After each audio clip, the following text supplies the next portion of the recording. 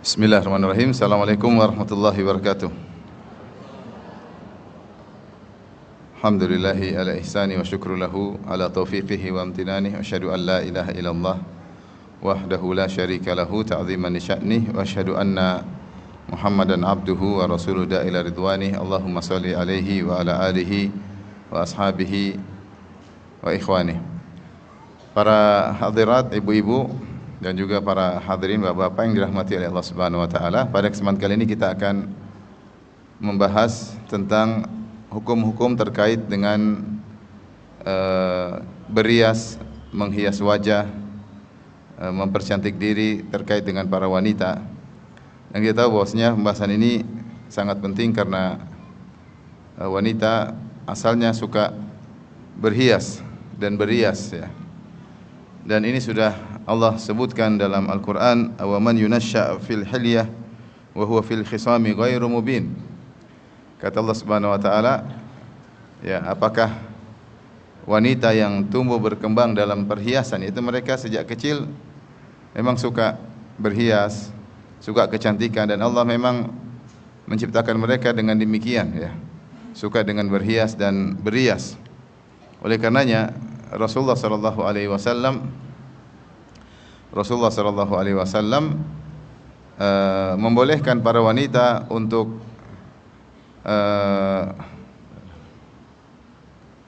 Rasulullah sallallahu alaihi wasallam membolehkan wanita untuk memakai emas dan mulai pakai sutra ya, kain sutra. Sebagian dalam hadis, akhadha Rasulullah sallam hariran bi shimalihi wa dhahaban bi yaminihi. Rasulullah sallam mengambil kain sutra dengan tangan kirinya, kemudian memegang emas dengan tangan kanannya, summa rafa'a bihima yadayhi. Kemudian Rasulullah SAW angkat keduanya dengan kedua tangan, Rasulullah angkat ke atas. Faqala, kemudian Rasulullah SAW berkata, inna hadaini haramun ala dzukuri ummati. Kedua perkara ini haram bagi laki-laki dari umatku, itu emas dan sutra. Hillun li inathihim, dan halal bagi para wanita ya.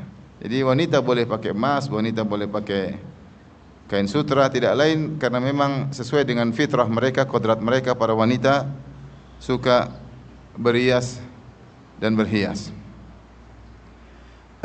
Namun untuk berias dan berhias pun tentu ada aturannya, karena kalau dibuka lebar pintu ini maka banyak wanita yang akan ngawur dalam berias dan berhias dan akhirnya melanggar syariat dan bahkan mengantarkan mereka pada kemaksiatan. Bukankah pintu-pintu perzinahan ya dibuka dengan wanita yang berias dan berhias melampaui batas dan melanggar aturan syariat?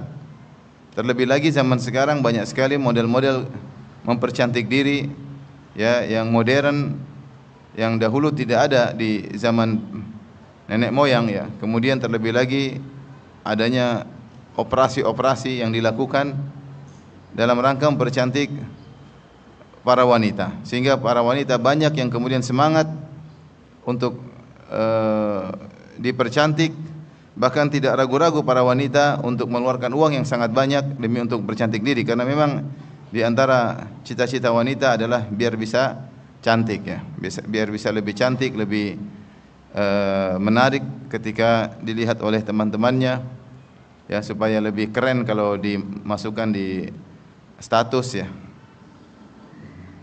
Karena kalau kurang cantik statusnya malu-malu ya. Tapi kalau cantik dia pede ya. Akhirnya banyak wanita yang mengeluarkan uang. Bahkan kita tahu sebagian orang kalau melakukan operasi sampai ratusan juta, bahkan mungkin sampai miliar demi untuk bercantik diri. Oleh karenanya kita harus mengerti batasan-batasannya. Jangan sampai seorang ingin cantik tapi ternyata dia malah terjerumus dalam neraka jahanam. Seorang wanita ingin cantik malah terlaknat oleh Allah dan Rasulnya. Karenanya pada kesempatan kali ini kita akan bahas terkait dengan hukum-hukum mempercantik diri, yaitu terkait dengan para wanita. Dan mas ini sangat panjang, maka saya akan bagi menjadi dua episode ya. Episode ini yang pertama, insya Allah nanti pada pertemuan kedua lebih detail lagi tentang operasi-operasi ya, atau kecantikan-kecantikan modern yang sering atau yang terjadi di klinik-klinik kecantikan yang dilakukan, dipraktekkan di klinik-klinik kecantikan. Pada pertemuan kali ini kita hanya membahas tentang yang tidak modern yang bisa dilakukan oleh tanpa alat-alat operasi, yaitu kecantikan-kecantikan biasa, bagaimana hukumnya bagi para wanita. Sebelumnya saya akan bawakan hadis ya. Dan sebelum saya bawakan hadis tentang bahayanya kalau mempercantik diri ternyata melampaui batas. Hadis tentang terlaknatnya wanita yang mempercantik diri namun melanggar aturan-aturan Allah Subhanahu wa taala. Dan hadis-hadis ini datang dari sahabat yang banyak sahabat. Di antara dari Ibnu Mas'ud,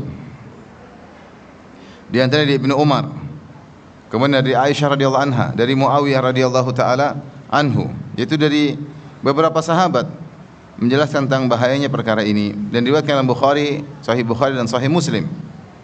Di antaranya Al-Imam Bukhari membawakan hadis dalam bab Al-Mutafallijat lil Husni, tentang bab wanita-wanita yang merenggangkan, menggigir giginya sehingga ada renggang, ada lubang dalam rangka untuk mempercantik giginya. Dulu gigi kalau orang wanita sudah semakin tua biasanya giginya agak nempel, ini wanita-wanita Arab. Maka supaya kelihatan lebih cantik, supaya kelihatan seperti giginya wanita masih muda, maka dikikir, diperkecil giginya sehingga muncullah thagrat, yaitu celah di antara gigi yang memperindah kalau wanita tersebut tersenyum ya, sehingga terlihat indah senyumannya. Dan ini sudah dibahas oleh Nabi sallallahu alaihi wasallam dan dibawakan oleh Imam Bukhari dalam bab Al-Mutafallijat lil Husni, para wanita yang mengkikir giginya sehingga nampak celah di antara giginya supaya terlihat lebih indah. Kemudian beliau membawakan riwayat dari jalan Alqamah dari Abdullah bin Mas'ud. Beliau berkata, la'anallahu al-washimat wal mustawshimat wal mutanammisat wal mutafallijat lil husni al mughayyirati khalqallah.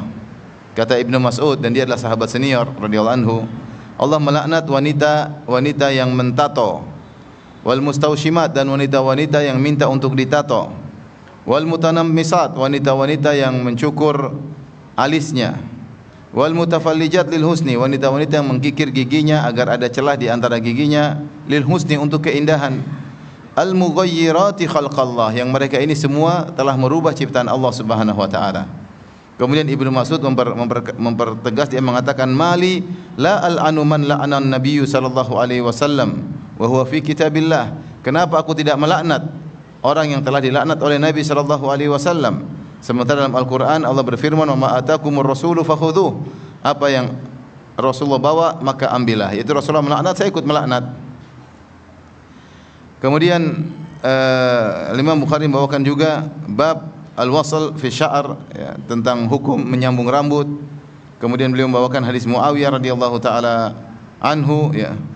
Kemudian di mana Muawiyah berkata, ya, inna ma halakat banu Israil hina takhadha hadhihi nisa'uhum, sungguhnya Bani Israel celaka ketika wanita-wanita mereka melakukan penyambungan rambut supaya memperindah. Kemudian Imam Bukhari juga membawakan hadis dari Abu Hurairah radhiyallahu anhu, dari Nabi sallallahu alaihi wasallam, Rasulullah sallallahu bersabda, la'anallahu al-wasilah wal mustausilah, Allah melaknat wanita yang menyambung rambut, wal mustausilah, wanita yang minta untuk disambung rambutnya, wal washimah, wanita yang mentato, wal mustaushimah, wanita yang minta untuk ditato. Subhanallah, ini kalau kita lihat hadisnya semua tentang wanita. Wanita yang mentato, wanita yang minta ditato, wanita yang menyambung rambut, wanita yang minta disambung rambut, wanita yang, ini kerjaan para wanita, ya, yang merubah ciptaan Allah. Namun sekarang laki-laki juga banyak. Ya, justru sekarang yang suka mentato lebih banyak laki atau perempuan? Lebih banyak laki-laki sekarang. Yang mentato, tukang ditato, ahli tato laki-laki. Yang suka ditato laki-laki juga. Banyak akhirnya, ya. Sekarang yang suka masuk yang masuk ke klinik kecantikan ternyata bukan perempuan saja, laki-laki juga ada, ya. Masuk klinik apa? Kecantikan. Yang dioperasi rahangnya, hidungnya, pipinya bukan cuma perempuan aja. Sekarang juga apa? Laki-laki. Yang diperputih kulitnya bukan cuma perempuan saja, cuma laki-laki juga, ya. Kemudian tahu-tahu jadi kinclong. Sebelumnya gelap gelap menerawang, kemudian tiba-tiba jadi apa? Kinclong, baik wanita maupun laki-laki. Jadi maksud saya sekarang Ini fitnah bukan menimpa wanita saja. Kenapa sekarang suka berpose bukan cuma wanita, laki-laki juga berpose, bergaya, karena mereka juga banyak yang suka bikin konter, ahli kontainer ya.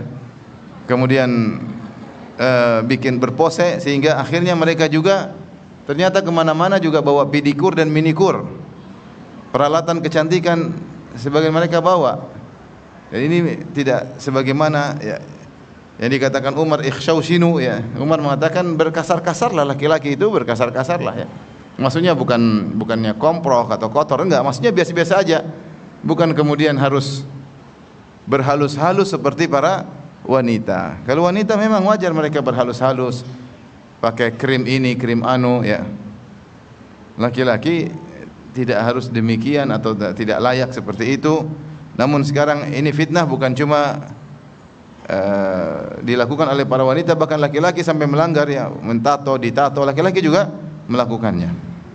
Namun kenapa datang hadis-hadis terkait wanita? Karena di zaman Nabi laki-laki tidak melakukannya. Yang melakukannya para wanita. Yang melakukannya para wanita ya. Makanya zaman sekarang sebagian laki-laki lebih lembut dari wanita. Sebagian laki-laki lebih baper daripada wanita. Dan ini membuka pintu-pintu, akhirnya pintu-pintu homoseksual dan yang lainnya ya. Karena sebagian wanita laki-laki lebih cantik daripada wanita. Sebagian laki bibirnya lebih merah daripada wanita. Dan ini terjadi fitnah di zaman sekarang. Rasulullah mengatakan la'anallah al-mutasyabbihina minar rijal bin nisa. Allah melaknat para lelaki yang meniru wanita, wal mutasyabbihati minan nisa bir rijal, dan Allah melaknat para wanita yang niru-niru laki-laki. Seorang masing-masing harus menjaga kodratnya sebagai laki sebagai wanita. Taib. Jadi tadi Imam Bukhari sudah menyebutkan hadis Abdullah bin Mas'ud, hadis Muawiyah, hadis Abu Hurairah. Tadi Rasulullah berkata, la'anallahu al-wasila wal mustawsilah wal washimah wal mustawshimah. Allah melaknat wanita yang menyambut rambut dan wanita yang minta untuk disambung rambut. Dan Allah melaknat wanita yang mentato dan wanita yang minta ditato. Kemudian Imam Bukhari membawakan juga hadis Aisyah radhiyallahu taala anha, anna jariyatan min ansar tazawwajat wa annaha maridat. Ada seorang wanita dari kaum Ansar menikah, kemudian dia sakit. Fatama'ata sya'ruha fa aradu an yasiluha. Maka rambutnya gugur atau apa namanya ya? Gugur ya? Rontak ya. Gugur, jatuh ya. Rontak. Maka mereka ingin menyambung rambutnya. Maka mereka bertanya kepada Nabi sallallahu alaihi wasallam, bolehkah hal tersebut? Karena dia mempercantik dirinya untuk suaminya. Ini untuk apa? Untuk suaminya, bukan untuk berpose di status dilihat oleh orang lain. Tapi ini untuk menyambung rambut untuk suaminya. Dan asalnya wanita berhias untuk suaminya. Maka Rasulullah SAW berkata, la'anallahu al-wasilah wal mustawsilah. Allah melaknat wanita yang menyambung rambut dan minta disambung rambut. Dalam riwayat yang lain, Aisyah berkata, anna imra'atan minal ansar zawwajat ibnataha fatama'ata sya'ru ra'siha. Ada seorang wanita dari kaum Ansar menikahkan putrinya dengan seorang lelaki, kemudian ternyata rambut putrinya itu gugur, rontok. Faja'at ila Nabi sallallahu alaihi wasallam. Maka dia pun datang kepada Nabi sallallahu alaihi wasallam dan dia menyebutkan hal tersebut. Lantas dia berkata, inna zawjaha amarani an asila fi sya'riha. Sungguhnya suami putriku atau mantuku menyuruh aku untuk menyambung rambut putriku, yaitu biar kelihatan lebih cantik di depan suaminya. Qala, maka dia minta izin kepada Nabi, dan ini di antara fikih para sahabat, mereka tidak langsung melakukan, mereka tanya dulu kepada Nabi sallallahu alaihi wasallam. Maka Rasulullah SAW berkata, la, tidak boleh. Innahu qad lu'inal musilat atau muwassilat. Tidak boleh, sungguhnya telah dilaknat para wanita yang menyambung rambut. Kemudian Imam Bukhari juga membawakan hadis dari Asma binti Abi Bakar radhiyallahu anhuma. Dari Asma binti Abi Bakar, anna imra'atan ja'at ila Rasulillah sallallahu alaihi wasallam faqala inni ankahtu ibnati thumma asabaha syaqwa. Seorang wanita Ansariyah datang kepada Nabi, dia berkata, ya Rasulullah, aku nikahkan putriku, kemudian putriku terkena sakit. Fatamarraqa ra'suha wa zawjuha yastahdithuni biha afa asilu ra'saha. Ya, kemudian ternyata rambutnya bermasalah, suaminya minta aku untuk menyambungnya, apa boleh aku menyambung rambutnya?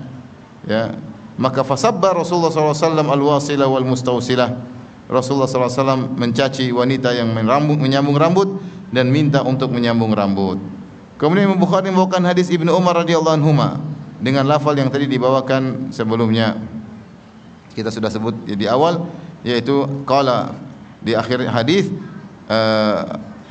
tentang laknat orang yang menyambung rambut. Jadi di sini maksudnya hadis tentang hal ini banyak, datang dari banyak sahabat.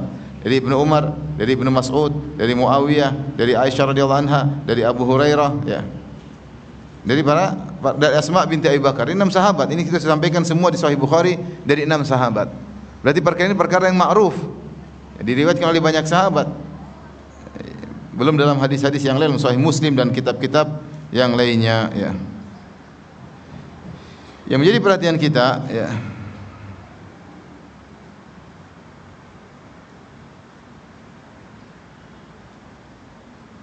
bahwasanya Rasulullah mengatakan la'anallahu al-wasilah wal mustawsilah. Jadi yang laknat ada banyak, yang menyambung rambut dan diminta sambung rambut. Wal washimah wal mustawsimah, yang mentato dan minta untuk ditato. Al mutanammisat, yaitu yang mencukur apa? Alis. Kemudian al mutafallijat, yang merenggangkan, mengkikir giginya agar ada rongga atau celah di antara gigi sehingga kelihatan lebih muda. Lil husni, tujuannya semua untuk mempercantik. Al mughayyirati khalqallah, yang merubah ciptaan Allah. Ini semua dalam syariat dipandang telah merubah ciptaan Allah Subhanahu wa taala, tidak ridha dengan apa yang Allah berikan kepadanya sehingga dia merubah. Karena sudah indah dia rubah, sudah indah dia rubah untuk mempercantik. Sebenarnya enggak ada masalah, tapi dia tidak puas dengan hal tersebut, ya.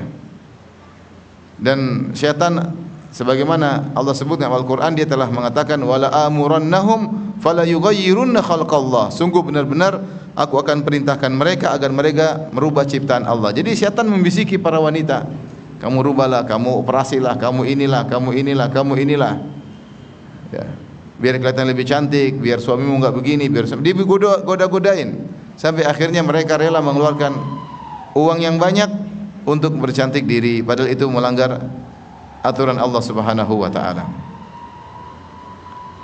Ikhwan, kaidah menyatakan secara umum, jika dilakukannya operasi atau dilakukannya perbaikan pada orang yang tadinya baik kemudian normal, kemudian tidak normal karena terjadi kecelakaan, maka tidak mengapa. Seperti seorang misalnya kecelakaan sehingga hidungnya misalnya hilang, kemudian ditambah hidung palsu, ini enggak ada masalah. Ya, ini enggak ada masalah karena tadinya normal terjadi kemudian rusak, dinormalkan kembali. Ya. Allah telah mengatakan manusia diciptakan fi ahsani taqwim, dengan bentuk yang terbaik. Alladzi khalaqaka fasawwaka fa'adalak, yang telah menciptakan engkau dan menyempurnakannya dan menyeimbangkannya. Ya, jadi ketika tadinya normal kemudian mengalami mungkin luka bakar atau kecelakaan sehingga harus diperbaiki, maka tidak jadi masalah meskipun dengan operasi plastik. Ini pernah dialami oleh sahabat namanya Arfajah bin As'ad. Arfajah radhiyallahu anhu ketika dia perang dalam Yauma Kulab, dalam perang, kemudian hidungnya terpotong sehingga dia kemudian membuat hidung dari warik. Fattakhadtu anfan min fiddah. Saya pun, dia mengatakan usiba anfi yauma Kulab fattakhadtu anfan min fiddah.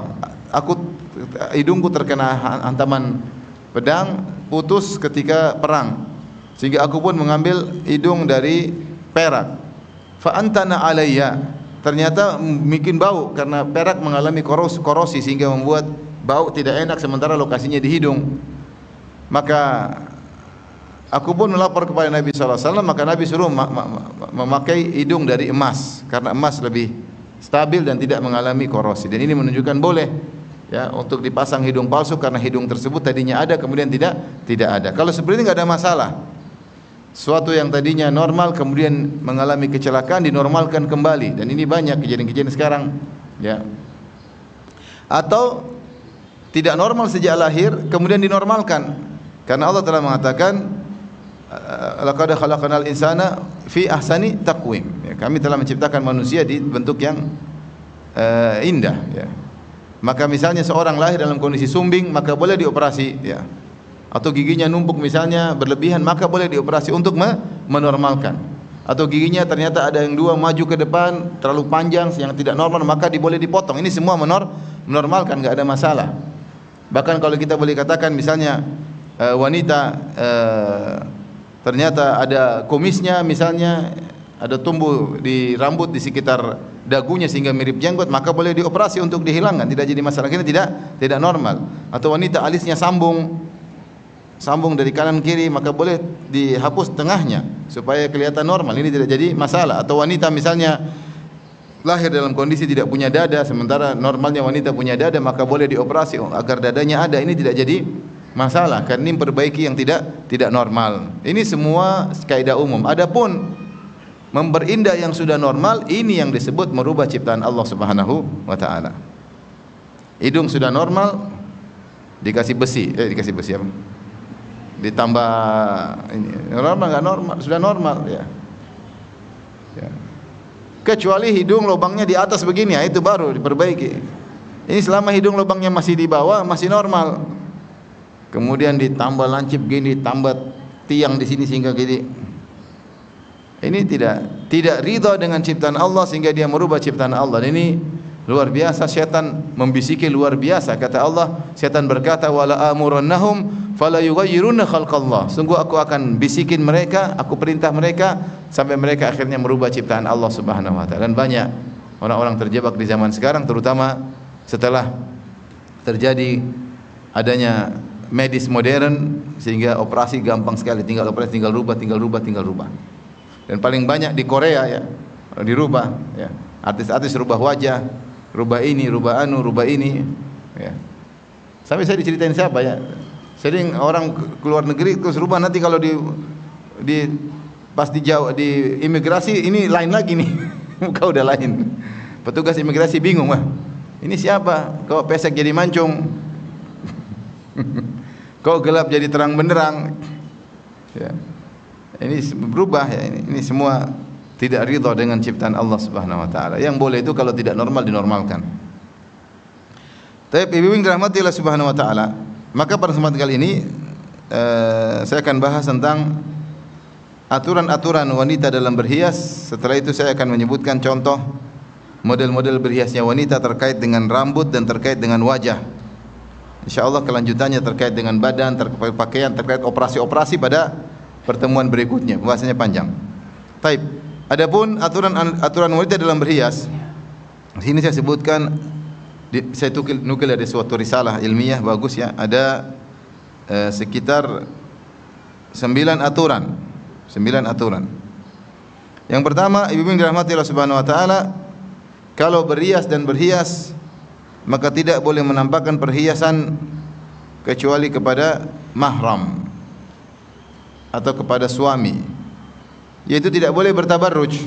Taruhlah dia boleh berhias, misalnya pakai make up misalnya, ya. Dia pakai spidol di bibirnya misalnya.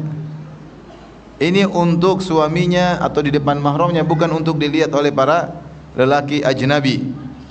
Karena dia tidak boleh bertabarruj, berhias dan berhias untuk lelaki asing.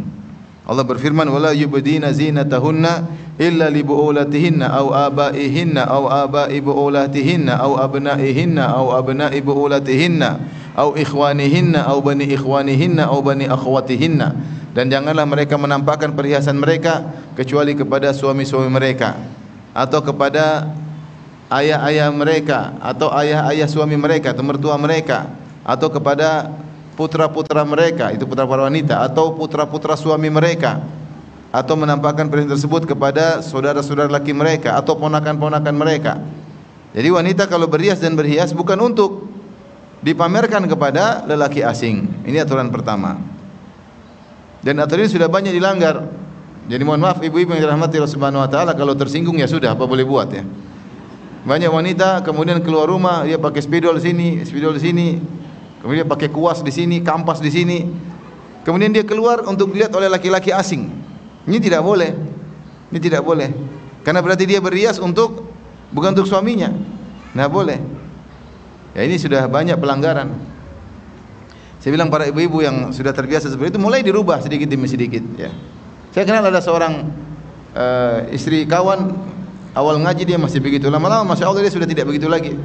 Sudah tidak begitu lagi. Kalau dia keluar pas kita ketemu kita, alhamdulillah sudah tidak pakai gitu-gitu lagi. Belajar itu mempengaruhi ada progres menuju lebih baik, sehingga wanita membiasakan diri untuk berhias dan berhias untuk suaminya atau di depan mahramnya. Adapun untuk lelaki lain maka jangan dia lakukan, karena Allah Subhanahu wa taala. Hidup cuma sebentar. Setelah itu kita akan meninggal dan dibangkitkan oleh Allah, dan semua kecantikan kita akan dimakan oleh ulat-ulat dalam kuburan. Ya. Masalahnya kecantikan tersebut akan diminta pertanggungjawaban oleh Allah Subhanahu wa taala. Polesan-polesan itu akan diminta dihisap oleh Allah Subhanahu wa taala.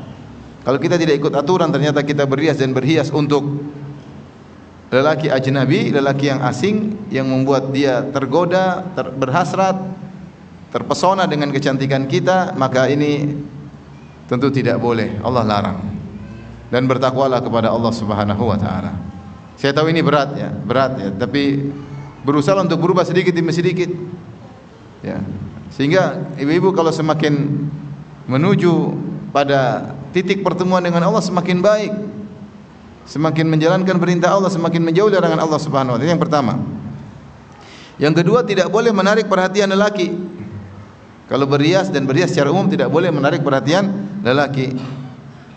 Allah berfirman dalam tadi lanjutan ayat tersebut, kata Allah dalam surat An-Nur, wala yadribna bi arjulihinna liyu'lama ma yukhfina min zinatihinna fatubu ila Allahi jami'an ayyuhal mu'minun la'allakum tuflihun. Kata Allah, janganlah para wanita menginjak-injakkan kaki mereka liyu'lama ma yukhfina min zinatin, agar diketahui mereka sedang pakai perhiasan. Orang wanita jahiliyah dahulu, kalaulah mereka pakai rok sampai menutupi kaki mereka, tapi ternyata kaki mereka pakai emas yang bisa kalau diinjak-injak bunyi-bunyi, ya, seperti kucing ya, kalau jalan kan begitu bunyinya, kering ya itu. Nah, sebagian wanita sengaja nginjak-nginjakin supaya orang melihat tertarik, ya, ternyata ada pakai emas ya, bunyi-bunyi gitu. Nah, ini tidak boleh, meskipun perhiasannya tertutup dengan baju tidak terlihat, tetapi ketika menarik perhatian maka tidak boleh. Apalagi kalau dibuka, ini tertutup aja. Kata Allah, wala yadribna bi arjulihinna, janganlah para wanita menginjakkan kaki-kakinya sehingga terdengar gemericik bunyi emasnya atau perhiasannya. Liyu'lama ma yukhfina min zinatihin, sehingga diketahui apa yang mereka sembunyikan. Ini tersembunyi saja, tapi kalau digoyang-goyang menarik perhatian tidak boleh, apalagi kalau kelihatan. Apalagi kalau kelihatan. Makanya di antara tafsir hadis Nabi SAW tentang wanita yang diazab di neraka jahanam, kata Nabi SAW, sinfani min ahlin nar lam arahuma, dua golongan penghuni neraka yang sekarang saya belum melihatnya di zaman Nabi SAW.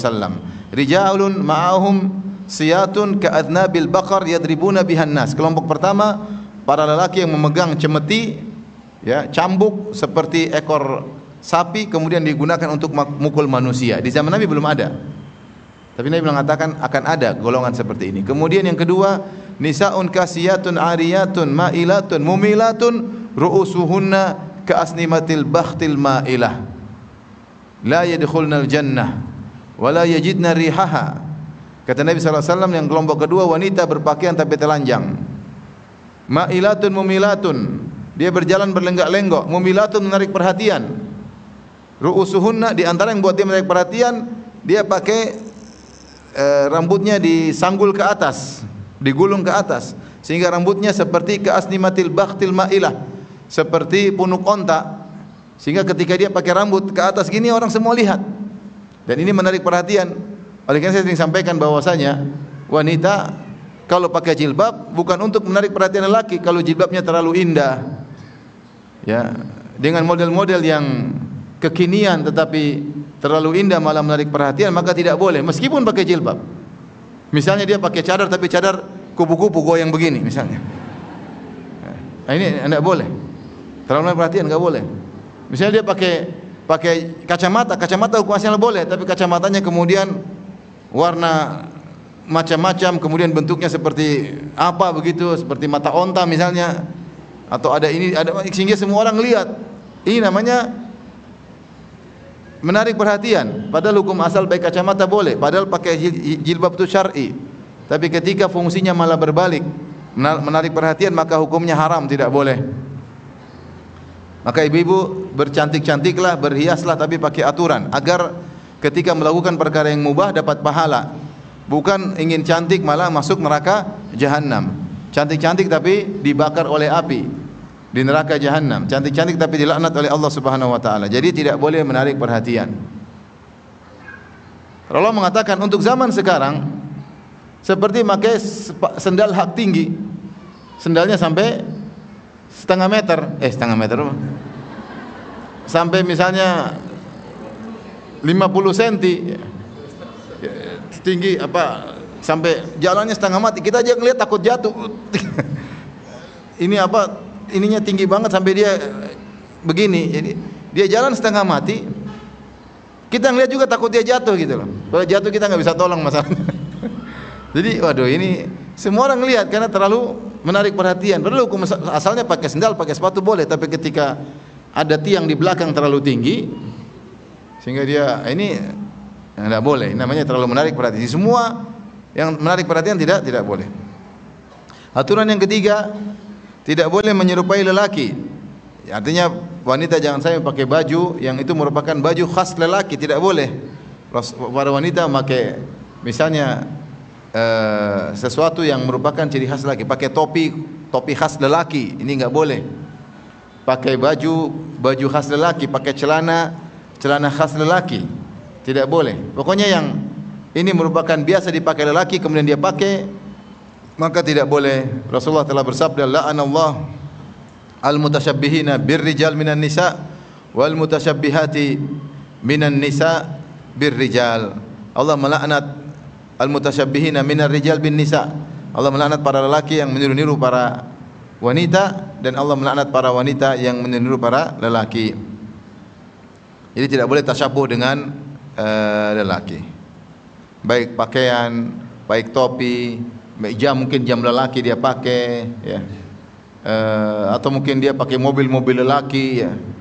Ini biasanya laki-laki yang pakai, kemudian dia pakai dengan mobil yang biasa dipakai lelaki. Ini enggak boleh. Semua yang terkait dengan ciri khas lelaki maka tidak boleh dipakai oleh wanita, karena Rasulullah melaknat hal tersebut.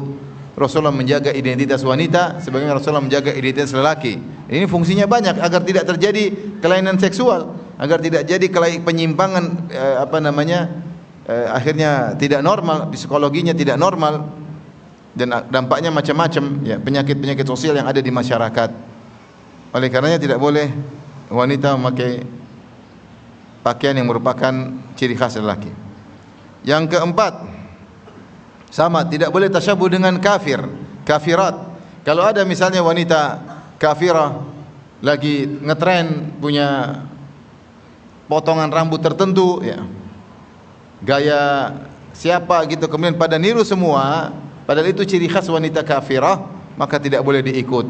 Karena Rasulullah SAW melaknat atau Rasulullah melarang bertasyabuh, man tasyabbaha biqaumin fahuwa minhum. Siapa yang meniru suatu kaum, maka dia bagian dari kaum tersebut.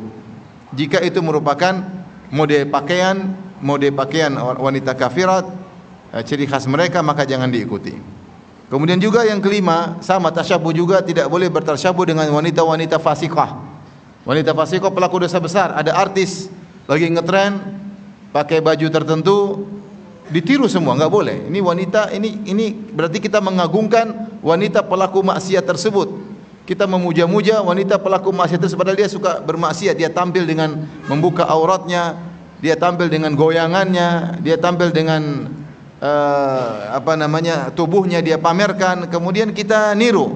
Wanita-wanita niru, oh dia lagi ngetren pakai baju ini, dia lagi ngetren pakai kacamata ini, dia lagi memviralkan misalnya jam tangan ini, ditiru-tiru, dan ini ciri khas yang mentenarkan wanita fasiqah, maka kita sebenarnya sedang bertasyabuh dengan dia, dan sesungguhnya kita sedang mendukung kefasikan yang dia lakukan. Ini bahaya, sehingga tumbuh cinta kepada wanita-wanita pelaku maksiat. Ini sering terjadi. Ibu-ibu yang suka nonton acara-acara artis-artis yang banyak di antara mereka tukang maksiat, memamerkan aurat, bersenandung dengan memamerkan keelokan tubuh mereka, ya, body mereka, akhirnya ditiru-tiru. Maka ini berarti secara langsung kita memujanya dan mendukung apa yang dia lakukan. Kita senang bahwasanya wanita muslimah seperti itu, ya, maka tidak boleh kita meniru-niru wanita fasiqah, wanita fasik yang terkenal dengan mode tertentu tidak boleh kita ikuti. Tidak boleh kita ikuti meskipun hukum asalnya halal. Oleh karena tidak boleh berhias dengan yang dilakukan oleh wanita-wanita fasiqah. Sekarang yang keberapa Ibu? Yang keberapa? Yang keenam, tidak boleh berhias dengan suatu yang menimbulkan mudarat. Rasulullah berkata, la darar wala dirar. Tidak boleh memberi mudarat kepada diri sendiri dan tidak boleh beri mudarat kepada orang lain. Tidak boleh. Kalau ternyata ada cara kecantikan ternyata menimbulkan mudarat, bisa menimbulkan kanker misalnya, ya. Bisa membuat kerusakan pada kulit misalnya. Ya, misalnya ini tidak, maka tidak boleh. Hati-hati. Ya. Sekarang banyak sekali produk-produk kecantikan, produk-produk yang memutihkan ternyata mengandung unsur-unsur yang berbahaya bagi kulit. Maka ini hukumnya haram untuk dipakai. Hukumnya haram untuk dipakai dan banyak penipuan-penipuan terjadi mengatakan unsurnya begini-begini aman, ternyata tidak aman. Dan efeknya belakangan. Sebagian remaja-remaja ketika suka memakai make up yang mungkin agak mahal, udah kelihatan tua modelnya. Jadi kelihatan kulitnya menjadi tidak mulus lagi karena terbiasa memakai make up. Ketika dia tidak pakai make up seperti ibu-ibu bahala ya, zaman dahulu ya.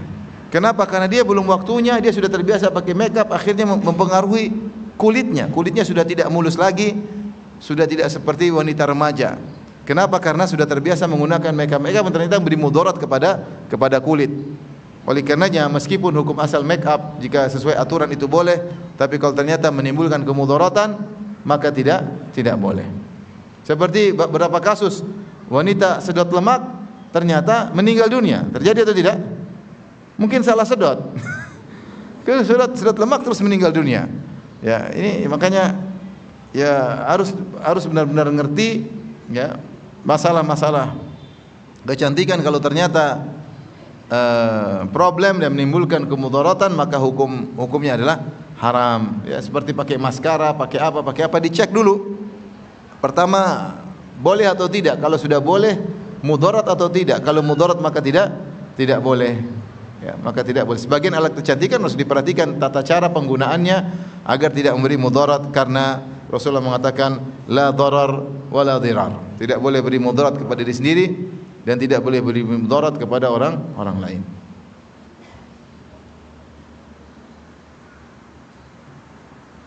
Sampai ada seorang laki bosan dengan istrinya berubah-ubah bentuk terus.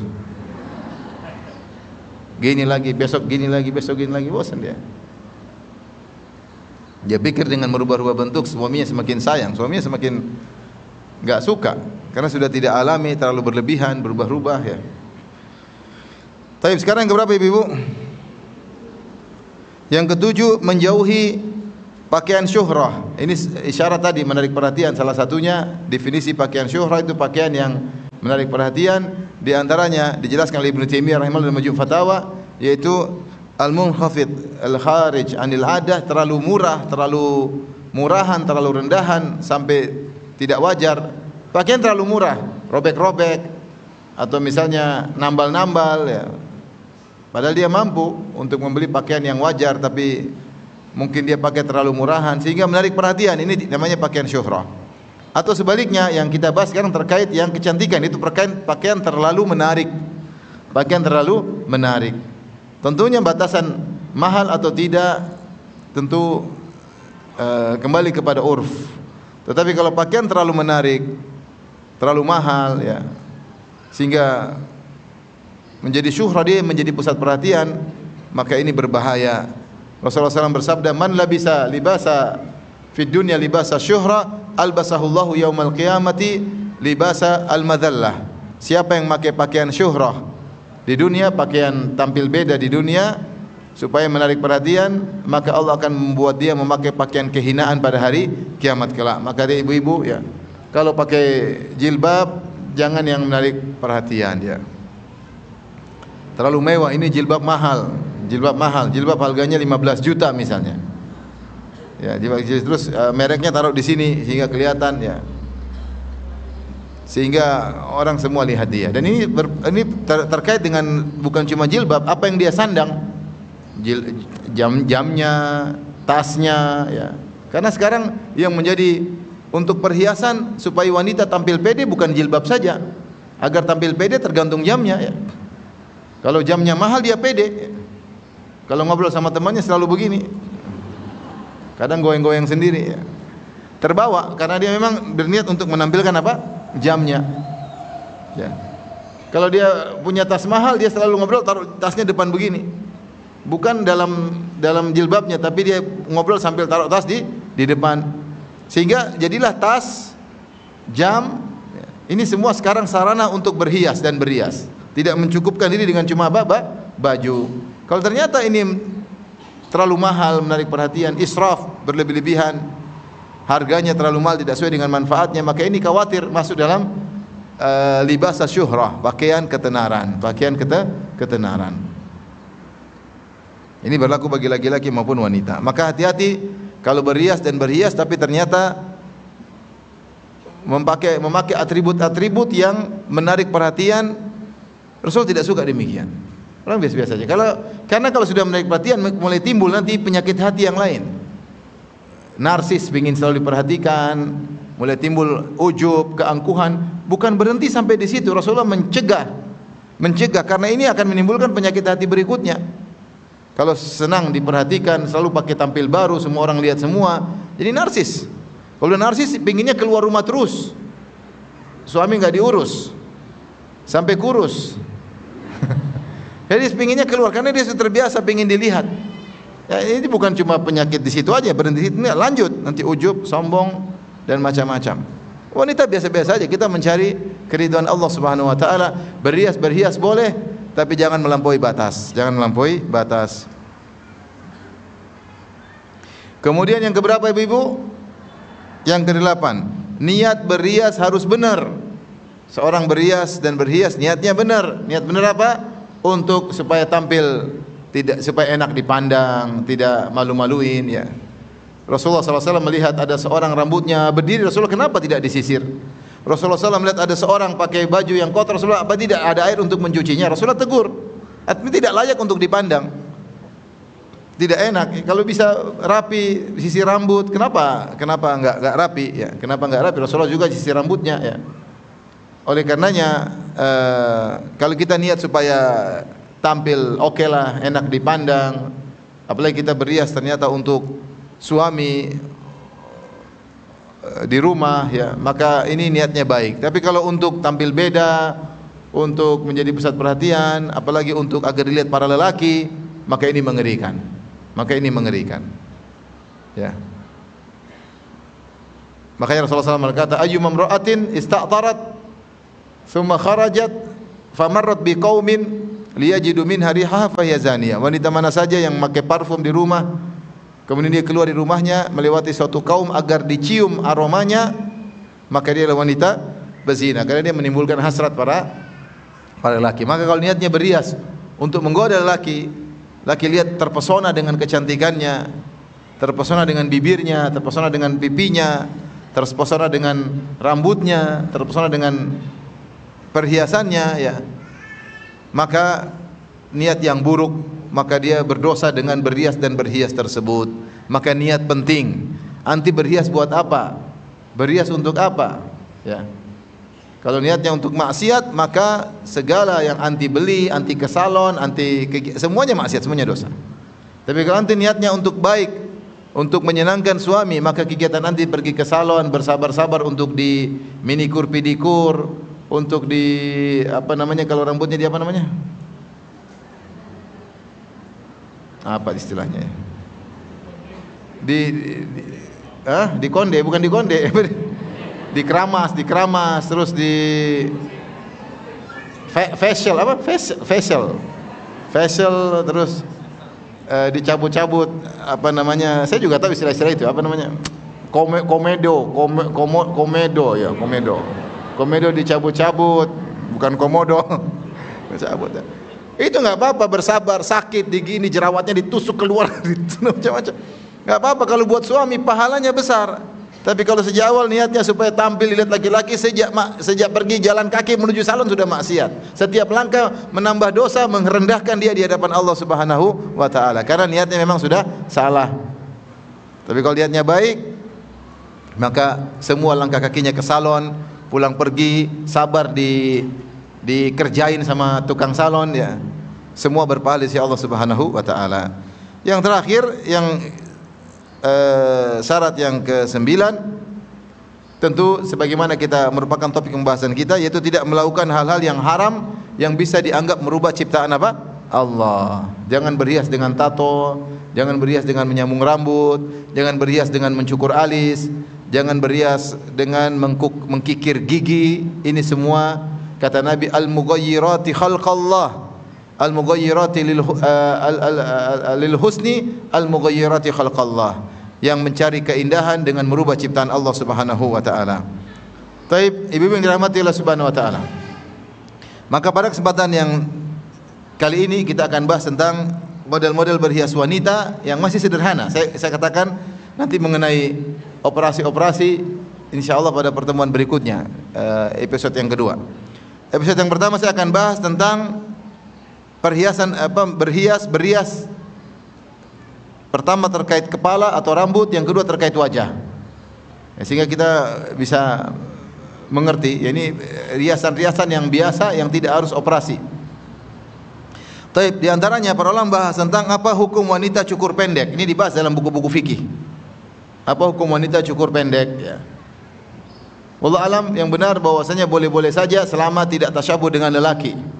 Tidak tasyabuh dengan lelaki dan tidak kemudian meniru-niru wanita kafirah. Kalau ada wanita kafirah lagi model rambut pendek, mungkin penyanyi tertentu, ditiru-tiru, itu tasyabuh dengan wanita kafirah. Dulu ada wanita penyanyi kemudian rambutnya pendek sengaja, kemudian rambut model tertentu diikuti oleh wanita, itulah tasyabuh dengan wanita fasiqah kafirah, tidak boleh. Atau potong rambutnya seperti orang lihat dari jauh seperti laki-laki juga tidak boleh. Datang dalam sebagian riwayat istri-istri Nabi SAW rambutnya pernah setelah Nabi meninggal dunia, rambut mereka wafrah. Wafrah itu rambut tidak sampai telinga. Jadi mereka rambutnya biasanya panjang, ketika Rasulullah SAW meninggal ada di antara mereka yang rambutnya sampai di atas telinga, menunjukkan pernah rambut mereka pendek. Menunjukkan rambut mereka pernah pendek, ini tidak jadi masalah ya. Karena ketika Nabi SAW hidup mereka ingin berias, mereka panjangkan rambut. Ketika dulu orang-orang Arab menghias rambut mereka dengan memperpanjang, sehingga ketika Rasulullah SAW meninggal mereka tidak perhatian sama berias, sehingga mereka cukur pendek. Dan ini menunjukkan tidak mengapa rambut pendek, dengan syarat tidak boleh tasyabuh dengan lelaki, dengan model yang orang lihat dari jauh seperti lelaki ya. Yang kedua, tidak boleh meniru-niru wanita kafirah.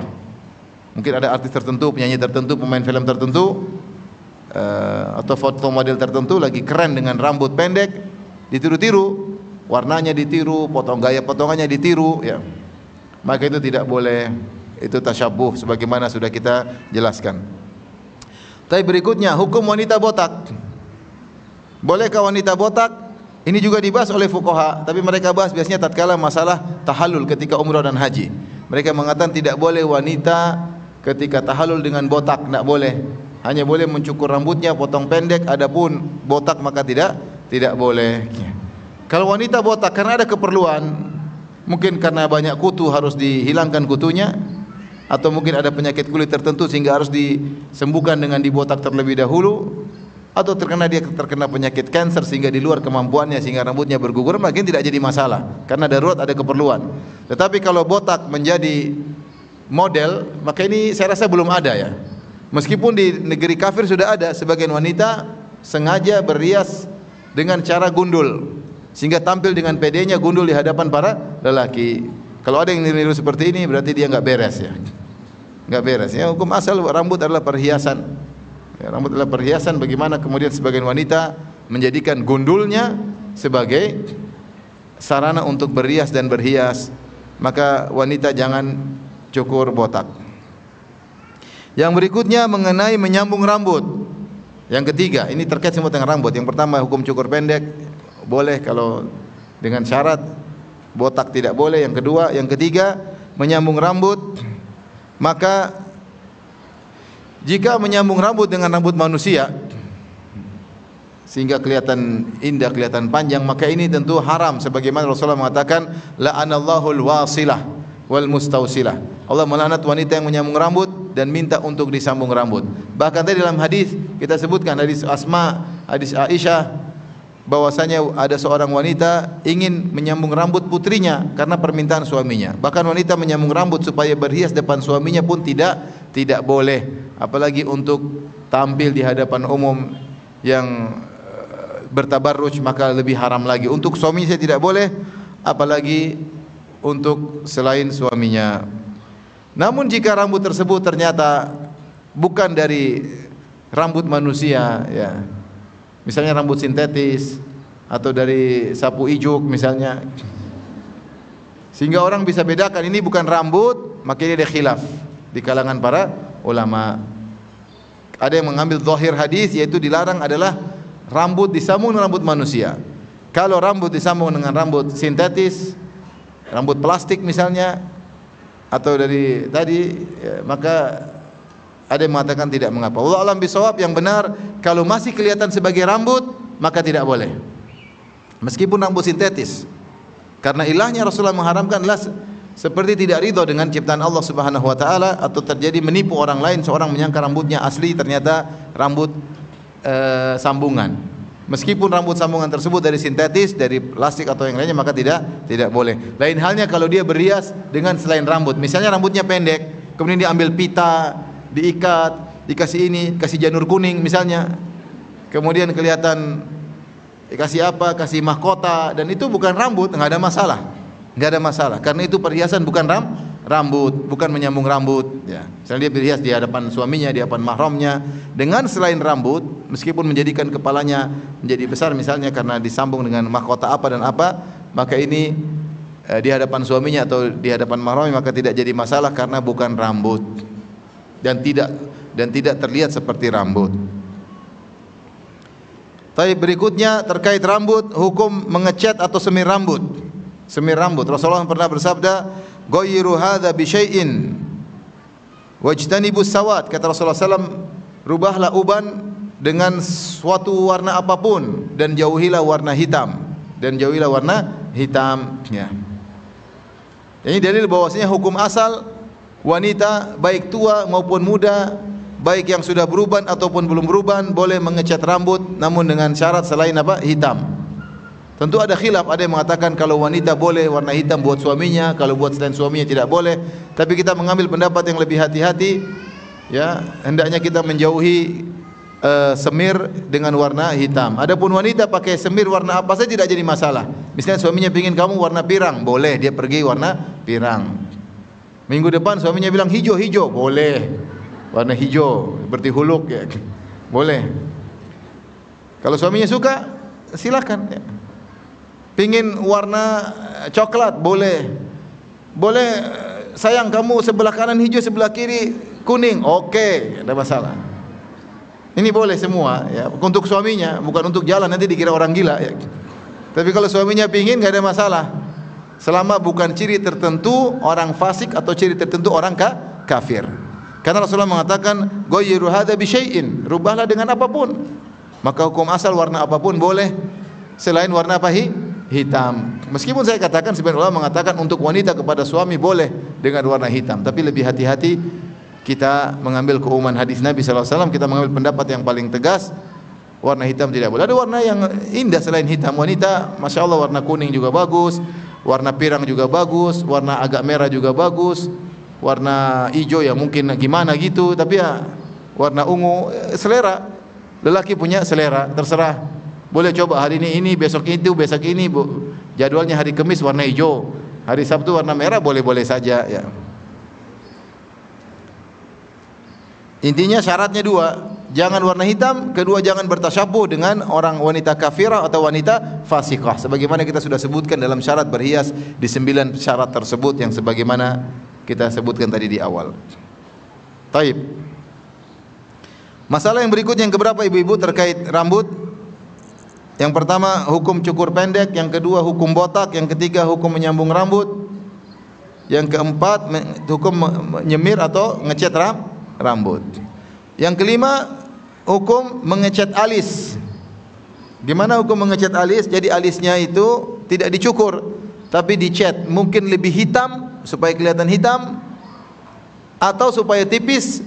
Misalnya alisnya tebal, maka bagian atas atau bagian bawah dicat dengan warna kulit sehingga tampilannya seperti tipis. Seperti tipis. Ini bagaimana hukumnya?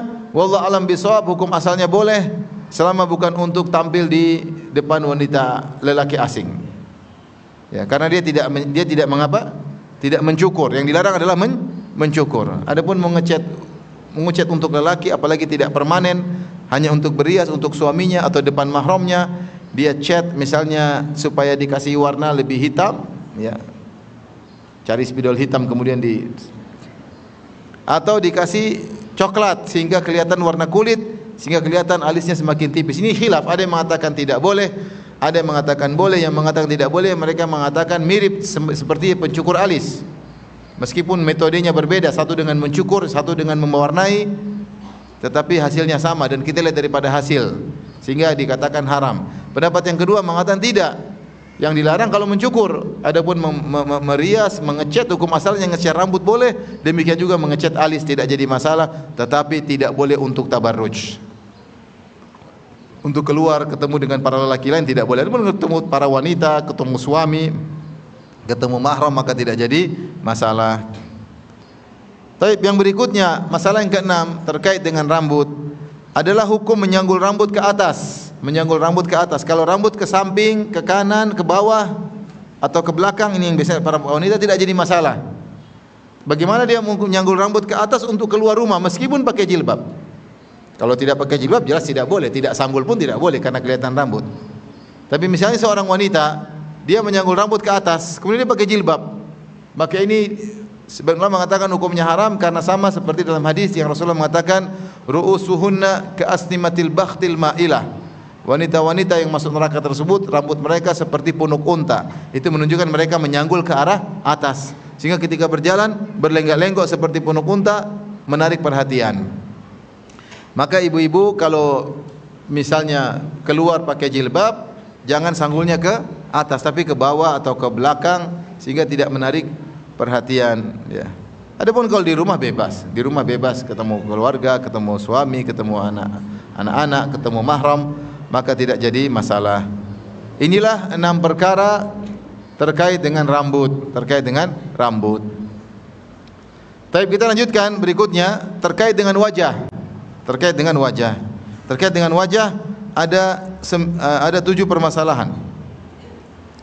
Permasalahan pertama, apa hukum pakai lensa mata? Maka pertama tujuan pakai lensa mata ada 2. Pertama adalah untuk menutup aib. Ini boleh menutup aib. Seperti misalnya ada sebagian wanita, ini jarang terjadi, warna kanan dan kirinya agak beda. Mungkin satu lebih hitam, satu lebih coklat. Sehingga dia untuk menyamakan dia pakai lensa karena kalau dia warnanya beda ini aib. Orang mungkin lihat kok aneh. Satu agak hitam, satu kok agak coklat. Dan ini jarang terjadi tapi ada wanita seperti ini. Maka kalau dia pakai lensa dalam rangka untuk menormalkan tidak jadi masalah.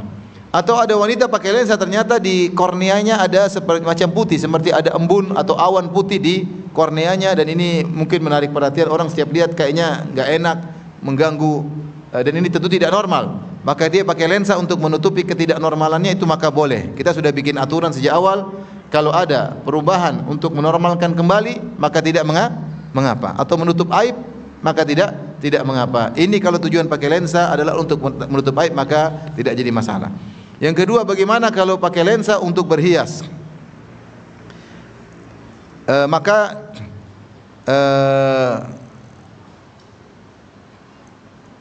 Jika untuk berhias, maka khilaf di kalangan para ulama.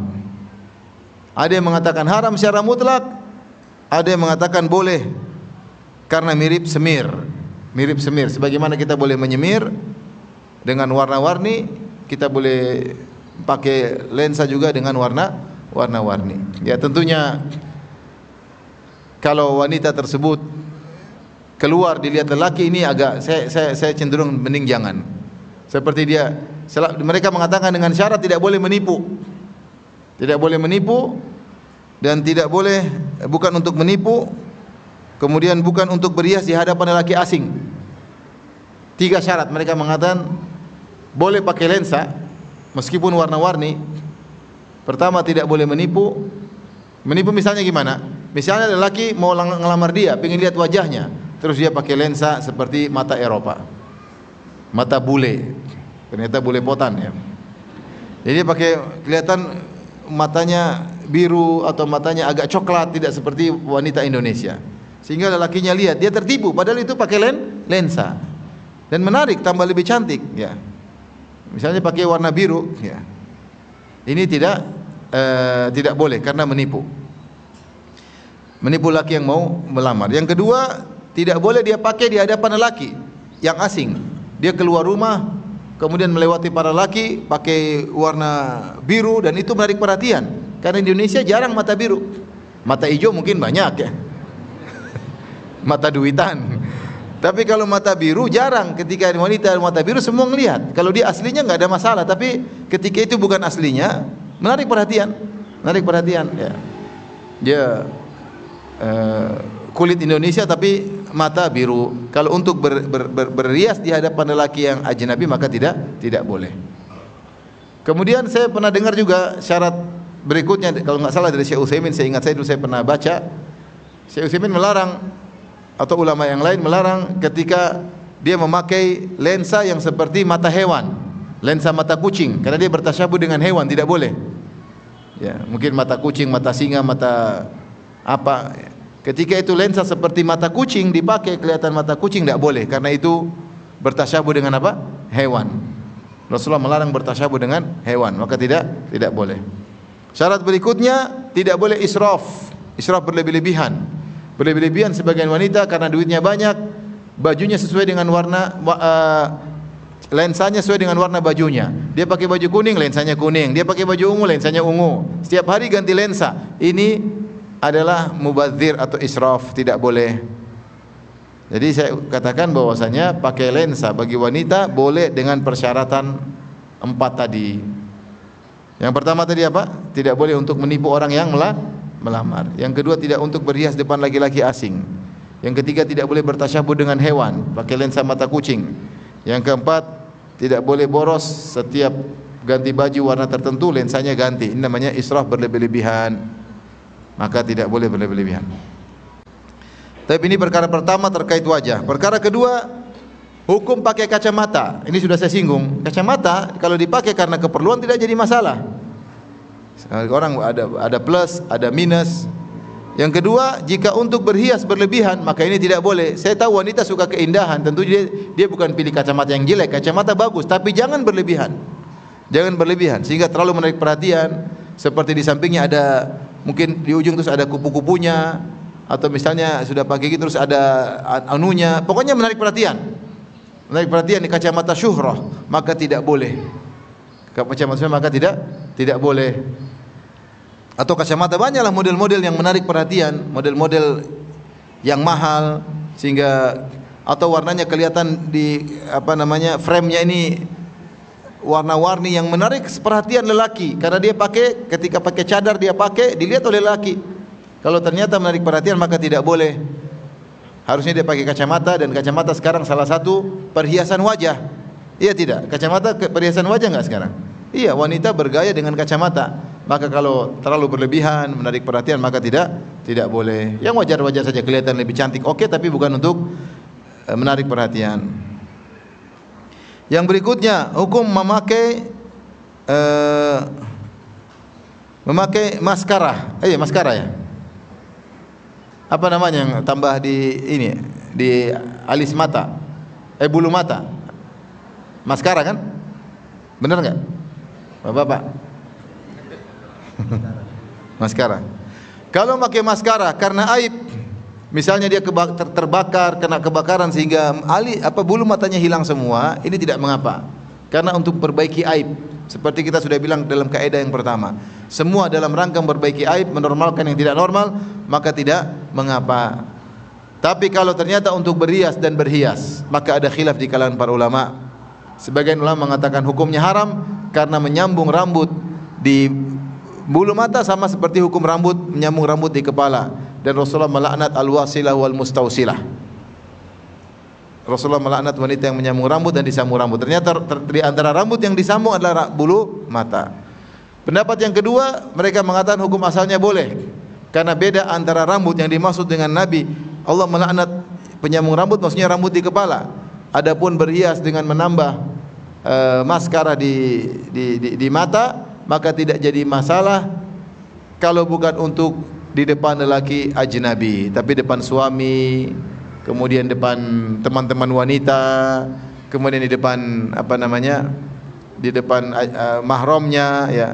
Maskaranya dibuat model ke atas, dibuat model ke bawah, terserah. Tapi bukan untuk bicara dengan para lelaki. Karena lelaki melihat wanita matanya lentik begitu akan menggoda, ya.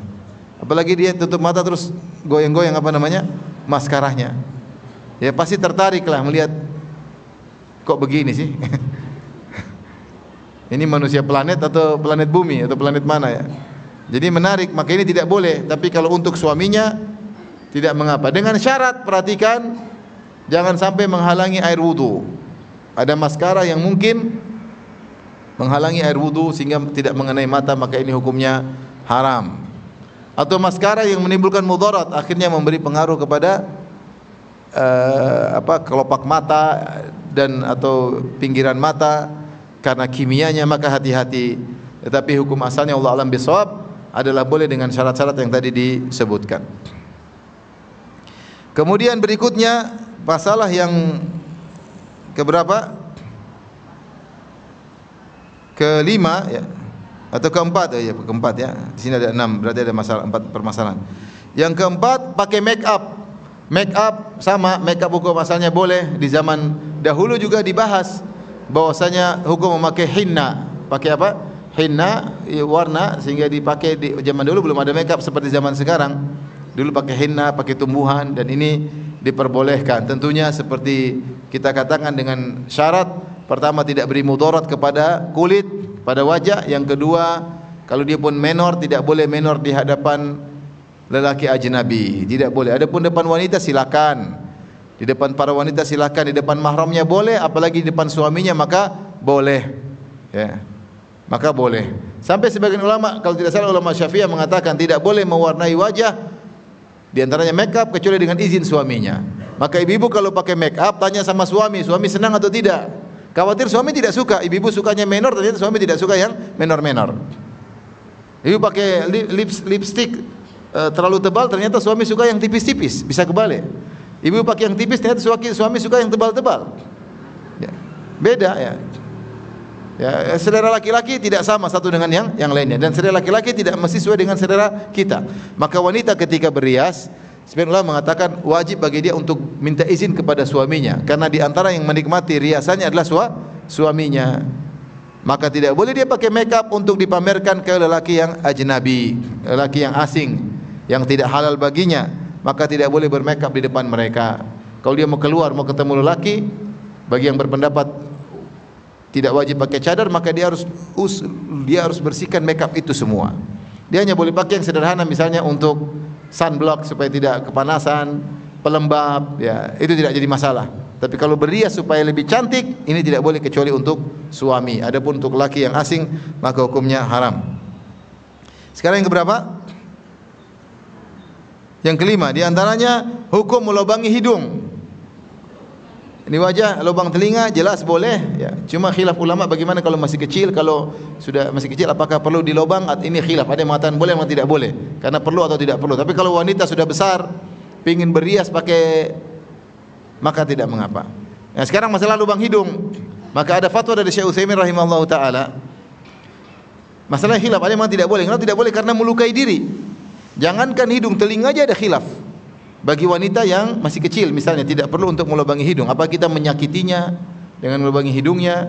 Bolehkah kita melubang hidung, melubang apa? Telinganya? Ini telinga saja ada khilaf, apalagi dengan hidung. Maka sebenarnya mengatakan tidak boleh karena dia merusak anggota tubuhnya. Mendapat Syekh Utsaimin tergantung. Kalau itu suatu hal yang ma'ruf di kalangan para wanita berhias dengan bikin lubang di hidung, maka tidak jadi masalah. Jika tidak, maka hendaknya dihindari. Jika tidak, bukan merupakan kebiasaan suatu negeri berhias dengan bikin lubang di hidung, maka hendaknya dihindari. Termasuk dari sini kita tahu sebagian wanita berias dengan melubangi macam-macam. Ada bikin di sini mungkin apa anting-anting, atau mungkin di sini. Ini semua tidak boleh karena hukum asalnya ini bukan cara berias di negeri kita. Mungkin bikin anting-anting di sini, atau bikin kalung di sini, atau bikin apa kayak mungkin ada di lidah, macam-macam orang macam-macam aneh-aneh. Maka itu hukumnya tidak boleh karena itu merusak tubuh, dan merusak tubuh hukum asalnya tidak boleh. Adapun hidung, ya kita tahu sebagian wanita berias dengan cara seperti itu dan sesuatu yang mungkin ma'ruf, tergantung lingkungan. Kalau itu perkara yang biasa maka tidak mengapa. Adapun kalau tidak biasa di suatu negeri maka hendaknya dihindari karena hukumnya haram, merusak tubuh sendiri.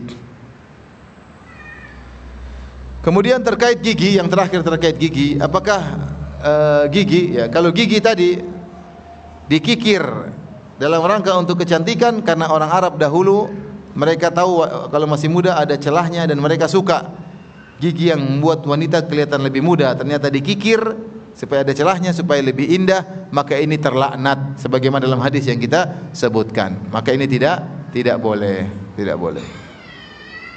Terus jika gigi kemudian tanggal diganti dengan gigi emas, boleh.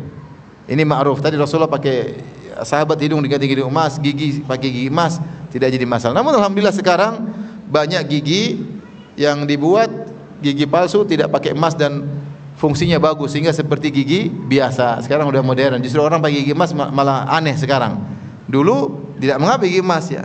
Gigi emas karena memang emas tadi tidak membuat terjadi korosi sehingga tidak menimbulkan bau yang tidak enak. Tapi sekarang alhamdulillah banyak medis modern membuat gigi palsu yang bukan bentuknya lagi emas tapi kuat dan kokoh, fungsinya sama seperti emas, maka sebaiknya memakai gigi seperti itu. Baik, sampai di sini saja ibu yang dirahmati Allah Subhanahu wa taala. Kita masih ada episode berikutnya insyaallah pada pertemuan berikutnya yang akan timbulkan banyak pertanyaan terkait dengan perawatan kecantikan, ya. Dan tentunya perlu diketahui oleh ibu-ibu sekalian dan juga perlu diketahui oleh orang-orang yang kerja di klinik-klinik tersebut. Jangan sampai mereka menyebabkan wanita terlaknat dan mereka juga terlaknat oleh Allah Subhanahu wa taala gara-gara ingin mempercantik diri atau mempercantik orang lain, akhirnya membawa petaka di akhirat kelak. Wallahu taala alam bisawab. Kalau ada yang bertanya saya persilahkan. Adapun kalau pertanyaannya terkait dengan hukum-hukum operasi, saya tidak akan jawab sekarang karena akan kita jawab pada pertemuan berikutnya.